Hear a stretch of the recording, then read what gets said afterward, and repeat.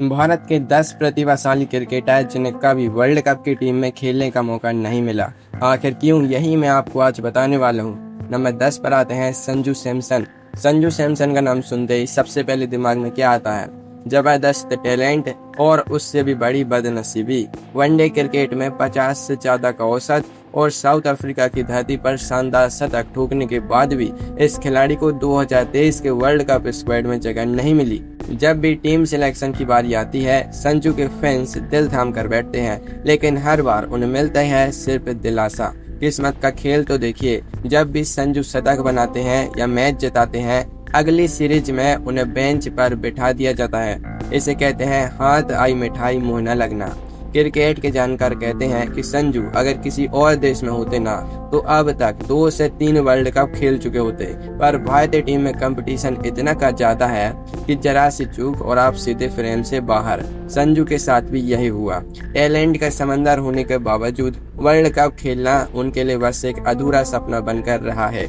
बदनसीबी की यह तो बस शुरुआत है दोस्तों। आगे एक ऐसा दिग्गज भी आने वाला है जिसने घरेलू क्रिकेट में रनों का पहाड़ खड़ा कर दिया था, पर फिर भी उसे वनडे जर्सी तक नसीब नहीं हुई, वर्ल्ड कप तो दूर की बात। नंबर 9 पर आते हैं वसीम जाफर। आजकल सोशल मीडिया पर अपने मीम्स से तहलका मचाने वाले वसीम जाफर को कौन ही नहीं जानता होगा। लेकिन क्या आप ये जानते हैं कि यह बंदा घरेलू क्रिकेट यानी रणजी ट्रॉफी का असली शहंशाह है। फर्स्ट क्लास क्रिकेट में 19,000 से ज्यादा रन, 57 शतक और 2 बार 300 से ज्यादा का स्कोर बनाना कोई बच्चों का खेल नहीं है। जाफर जब क्रीज पर टिकते थे तो गेंदबाजों के पसीने छूट जाते थे, लेकिन जब बात आई वनडे और वर्ल्ड कप की तो चयन करता उन्हें ऐसा नजरअंदाज किया जैसे दूध में से मक्खी निकाली जाती है। भारत के लिए 31 टेस्ट खेलने के बावजूद सीमित ओवरों के क्रिकेट में जाफर को कभी मौका ही नहीं मिला जिसके वे हकदार थे। जिस दौर में जाफर अपने करियर के पीक पर थे, उस वक्त टीम इंडिया के पास ओपनिंग में सचिन, सहवाग और गंभीर जैसे दिग्गज थे। जाफर बेचारे बीच में ही पिस गए। चिराग तले अंधेरा इसी को तो कहते हैं। इतना बड़ा रिकॉर्ड बनाने वाला खिलाड़ी कभी वर्ल्ड कप की जर्सी पहनकर मैदान में राष्ट्रगान गाने नहीं उतर सका। नंबर 8 पर आते हैं चेतेश्वर पुजारा। भारत की मॉडर्न टेस्ट क्रिकेट की दीवार कहे जाने वाले चेतेश्वर पुजारा ने 100 से ज्यादा टेस्ट मैच खेले और 7,000 से ज्यादा रन बनाए।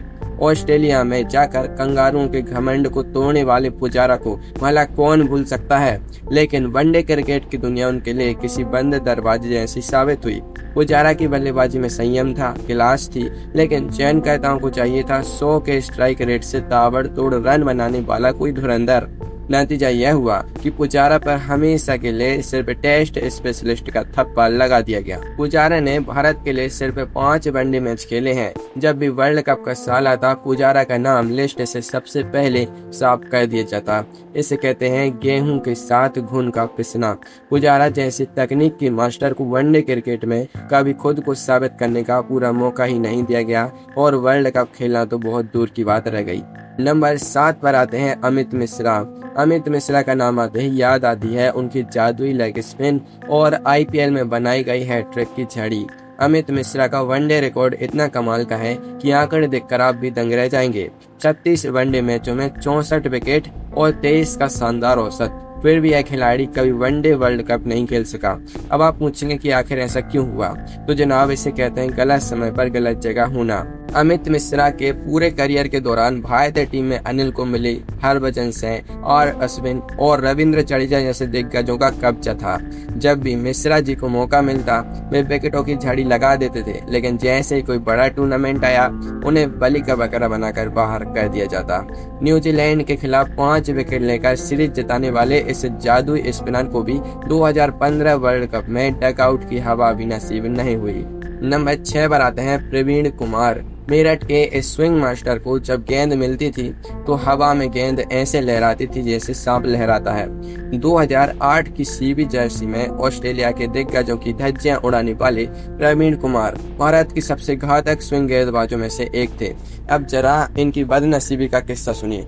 2011 की वर्ल्ड कप के लिए प्रवीण कुमार को भारत की मुख्य 15 सदस्यीय टीम में चुना गया था। वे पूरी तरह तैयार थे, वर्ल्ड कप ट्रॉफी उठाने का सपना देख रहे थे, लेकिन नियति को कुछ और ही मंजूर था। टूर्नामेंट शुरू होने से महज कुछ दिन पहले इंग्लैंड दौरे पर उनकी कोहनी में गंभीर चोट लग गई। दर्द इतना बड़ा कि प्रवीण कुमार को वर्ल्ड कप स्क्वाड से बाहर होना पड़ा और उनकी जगह एस श्रीसंत को टीम में लाया गया। सोचिए, जिस वर्ल्ड कप को भारत ने 28 साल बाद जीता, प्रवीण कुमार उसकी चैंपियन टीम का हिस्सा बनते बनते रह गए। इसे कहते हैं बने बनाए काम पर पानी फिर जाना। नंबर 5 पर आते हैं पार्थिव पटेल। 2003 का साउथ अफ्रीका वर्ल्ड कप याद है? भारत फाइनल तक पहुंचा था। उस 15 सदस्य भारतीय स्क्वाड में एक छोटा सा बच्चा भी शामिल था जिसका नाम था पार्थिव पटेल। पार्थिव को टीम में बतौर स्पेशलिस्ट विकेट कीपर चुना गया था, लेकिन उस पूरे टूर्नामेंट में क्या हुआ, कप्तान सौरभ गांगुली ने टीम का कॉम्बिनेशन सही करने के लिए राहुल द्रविड़ से विकेट कीपिंग कराने का फैसला किया। नतीजा यह निकला कि भारत ने टूर्नामेंट में 11 मैच खेले और पार्थिव पटेल पूरे 11 मैचों तक डग आउट में बैठकर सिर पर पानी पिलाते और तौलिया पकड़ाते रह गए। उन्हें एक भी मैच की प्लेइंग 11 में खेलने का मौका नहीं मिला। यानी कागजों पर तो पार्थिव पटेल वर्ल्ड कप स्क्वाड का हिस्सा रहे, लेकिन मैदान पर उतरकर देश के लिए खेलने का उनका सपना अधूरा ही रह गया। इसे कहते हैं दूर के ढोल सुहावने होना। स्क्वाड के नाम होने के बावजूद 0 मैच खेलना किसी भी खिलाड़ी के लिए किसी सजा से कम नहीं होता। नंबर 4 पर आते हैं ईशांत शर्मा। 100 से ज्यादा टेस्ट मैच खेलने वाले ईशांत शर्मा भारत के तेज गेंदबाजी आक्रमण की जान रहे हैं। 2013 की चैंपियंस ट्रॉफी का वो आखिरी ओवर तो आपको याद ही होगा जब ईशांत ने इंग्लैंड की मुंह से जीत छीन ली थी। लेकिन जब बात वनडे वर्ल्ड कप की आई तो ईशांत शर्मा की किस्मत ने ऐसा दगा दिया कि खून के घूंट पीकर रह गए। 2015 के ऑस्ट्रेलिया वर्ल्ड कप के लिए ईशांत शर्मा को 15 सदस्य मुख्य स्क्वाड में चुना गया था।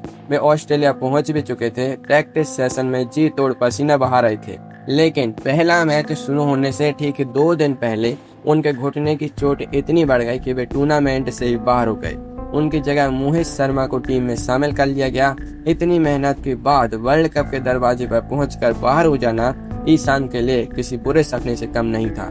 किस्मत का ऐसा क्रूर मजाक बहुत कम खिलाड़ियों के साथ होता है। नंबर 3 पर आते हैं इरफान पठान। 2007 का वेस्ट इंडीज वर्ल्ड कप भारतीय क्रिकेट के काले इतिहास के रूप में दर्ज है। राहुल द्रविड़ की कप्तानी में भारतीय टीम पहले ही राउंड में बांग्लादेश और श्रीलंका से हार कर बाहर हो गई थी। लेकिन इस शर्मनाक हार के बीच सबसे बड़ा रहस्य क्या था? उस समय दुनिया के सबसे बेहतरीन ऑलराउंडर में से एक इरफान पठान उस 15 सदस्य स्क्वाड का हिस्सा थे।